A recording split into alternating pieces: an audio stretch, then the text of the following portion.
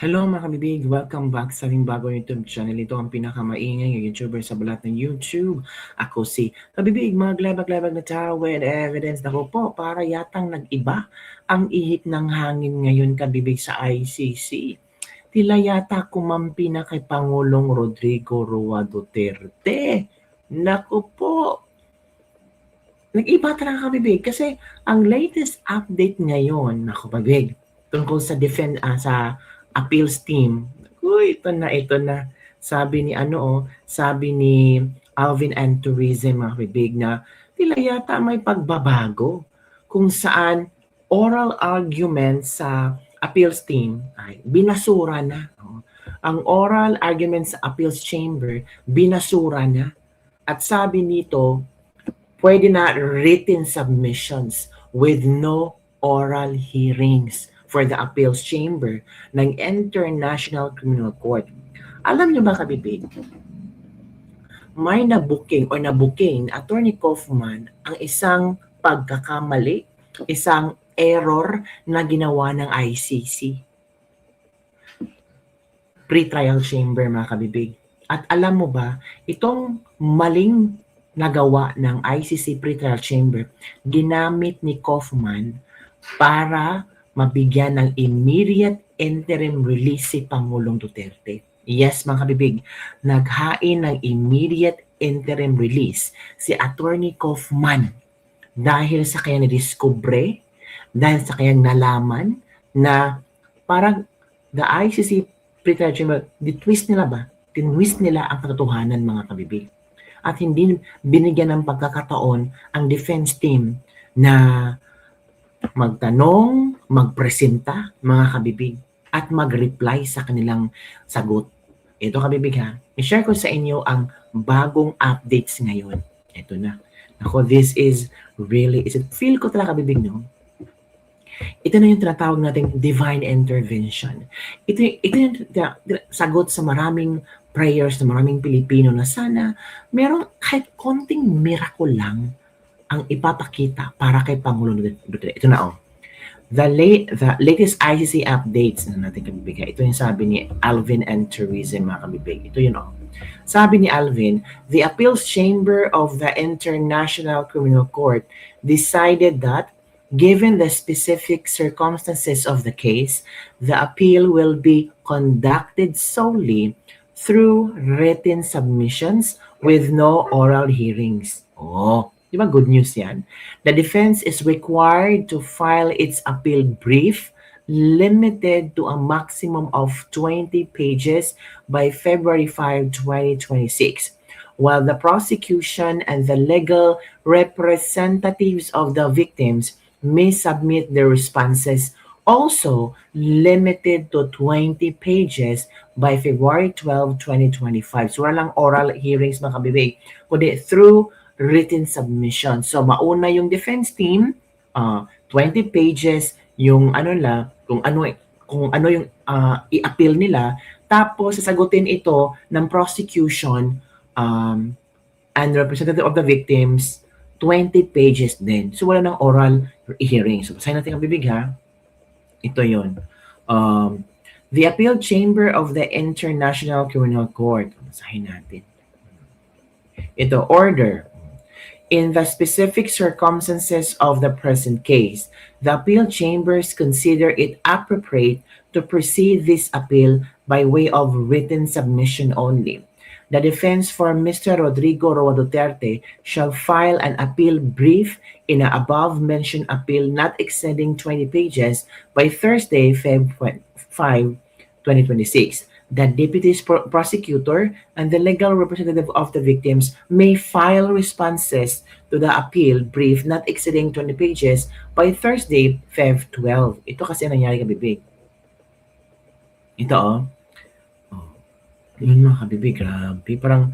Parang naramdaman ko na there's something, the work of, how do you call the one? Parang ibang aking nararamdaman ngayon. Ito ang mga komento ha.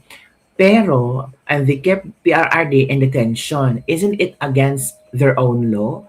They're only, I guess, delaying the case, no victims, and keeping the accused inside. That's good. Tatay Digon can now defend himself 100% sure ang prosecution, wala silang masubmit na proof nila. Na parang kinakabahan ako dito Ay, kinakabahan si Josephine. Anong reply ng isang, duda ako, totoo talaga ang defense na hindi maganda ang lagay ni PRRD. Pero pinipilit pa rin ng ICC na sabihin na okay ang lahat ng kalusugan ni Tatay Diggs kahit hindi totoo. Walang oral arguments kasi tagilid ang prosecution sa arguments. Alam na natin ang result niyan. From the very first start lang, halata na masyado. Lahat ng request ng defense ni-reject. Kaya agree ako kay VP Sara na wag na tayong mag-expect. Ipapaasa Diyos na lang natin lahat. Ito pa. Ito, ayaw ipakita ng chamber ang totoong itsura ng Tatay Digong base sa medical explanation na fit daw sa debate. Yun po. Yun din ang naisip ko kabibi. Yun din. Ayaw ipakita ng mga ayaw ipakita nila kung ano na ang totoong kalagayan ng Tatay Digong. Itong ICC parang nakikiramdam lang sa mga pangyayari sa Pinas. Kung panig sa mga Duterte ang magandang balita, pinapagaanan nila yung issue. Pero kung hindi naman, dinideny nila yung defense. ICC kulong muna bago testigo. Kapuya ba yan ninyo oy? No oral hearing because prosecution can't produce credible witnesses and yet mag 1 year yun na ikulong si Pangulong Duterte na minatupad na lang pinangako nyo sa taong bayan. Yan mga kapipi. Congrats po mga taas ang Bremer. O diba? Whatever update you're seeing natin happen, they need something to happen, delay tactic for so many reasons. Sabi ng iba, delay tactics daw. Pero, alam niyo ba, kabibi, hindi papalitan ni Pangulong Rodrigo Roa Duterte ang kanyang legal counsel, ang lead legal counsel niya, si Attorney Kaufman. Bakit? Kasi ramdam ni Pangulong Duterte na ginagawa ni Kaufman naman ang kanyang trabaho, di ba? O ito kabibig ha, yung interview ni VP Sara. Let's watch this video. VP Inday, were you able to ask the former Nangyari. president about the question yesterday na Yes. Ang tanong kahapon ay merong concern ang mga detractors at ang mga supporters sa legal team ni President Duterte na hindi sila satisfied sa ginagawa ng legal team. Tama ba ang pagka-ano ko? yes, ma'am. Oo, tama ang pagsasabi ko sa tanong. At tinanong ko si dating Pangulong Rodrigo Duterte, sabi ko exactly kung ano yung tanong ninyo, gusto mo ba palitan at hindi ka ba satisfied? Sabi niya, hindi palitan. Pero meron siyang mga instructions na ibinigay kabahin sa legal team. So, hindi ko nasabihin kung ano yung mga instructions dahil ano naman ay hindi na mahalaga. Yes, ma'am. So yun kabibig, hindi papalitan si Attorney Kaufman kabibig. Alam niyo ba kabibig kung ano ang latest kay Attorney Kaufman? Nako, ito na. Ito laban talaga ni Attorney Kaufman si Pangulong Rodrigo Roa Duterte, mga kabibig. Yes. Oo. Gagawin niya ang lahat para talaga makalabas si Pangulong Rodrigo Roa Duterte. Hinanapan niya ng butas ang ICC. Ito yung kabibig. Ito yung sinasabi nating butas na nahanap ni Attorney Kaufman sa ICC. Nako, ICC, maghanda kayong sugat yun. Ito. Iginiit ng lead legal counsel ni dating Pangulong Rodrigo Duterte na si Attorney Nicholas Kaufman na nagkakaroon ng pagkukulang ang pre-trial chamber matapos umanong hindi ikonsidera ang medical report na isinumite ng kampo ng dating Pangulo. Ayon kay Kaufman, nagmula ang naturang ulat sa mga neurologist at neuropsychologist na sumuri sa kalagayan ni Duterte, subalit hindi umano ito binigyang pansin ng pre-trial chamber. O yan kabibig, doon talaga mali na ang pre-trial chamber. Doon pa lang nakakita na ng problema si Kaufman. Doon pa lang pwede itong gamitin ni Kaufman na panlaban sa pre-trial chamber. Dahil dito, hindi anya lubos na naaral ang sitwasyon ng dating Pangulo, particular ang kanyang kalusugan. Sa mga nabanggit na desisyon, muling humihiling si Kaufman para sa immediate interim release, mga kabibig. The pretrial chamber also committed a legal error when it refused to engage with the uncontested content of the medical report and the defense arguments thereupon. Legal error. Hindi lang error na kung ano-anong error dyan.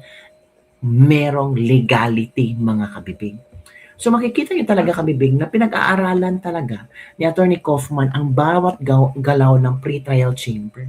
At na-discover niya na merong legal error. At itong legal error na to ang ginamit ni Kaufman para mag-request siya ng immediate interim release kay Pangulong Rodrigo Roa Duterte. Oh, galing ni Kaufman. Binitag-bitag lang niya ang pretrial chamber ngayon. So, ang resulta, sabi ng appeals chamber, sabi nila na wala ng oral arguments, wala ng oral hearings. Anong gagawin nila? Written reports na lang. Oh, so something fishy. Dahil na-discover ni Kaufman ang pagkakamali ng pretrial chamber, agad umaksyon ang appeals chamber na wala nang oral arguments, wala nang oral hearings, written na lang. Una yung depensa. Ang depensa, bigyan namin kayo ng panahon, limited lang siya into 20 pages. I-submit nyo yan. Pagkatapos, ang prosecution naman, kayo naman ang sumagot sa depensa. Oh. So sabi ng iba, kabibig, feel ko talaga ayaw nila na makita live si Pangulong Duterte. Halak. Nako. So yun, kabibig, ang ating latest libak-libak for today. Ano ang iyong reaksyon hinggil dito? Nag-iba na ba ang hangin ng ICC? Kakampi na ba kay Pangulong Rodrigo Roa Duterte? Tapos lagay nyo, iba si Kaufman, legal error ang nakita niya na ginawa ng pre-trial chamber na pwedeng gamitin ni Kaufman para mapabilis at maaksyonan ang kanilang apila na immediate interim release kay Tatay Digong. Oh, galing ni Kaufman. Para feel ko dito parang ginalingan na ni Kaufman. So yun ang kabibig ang ating latest libak-libak for today. Don't forget to like, subscribe, and share this video para sa mga latest trending news na ating pag-usap-usapan. At hello sa ating mga OFW dyan. Kapit lang. Trabaho, kapit lang, prayers. Kung may problema ka ngayon, manood ka ng vlog ko para tumawa ka ng konti lang. Bye everyone. See you next time.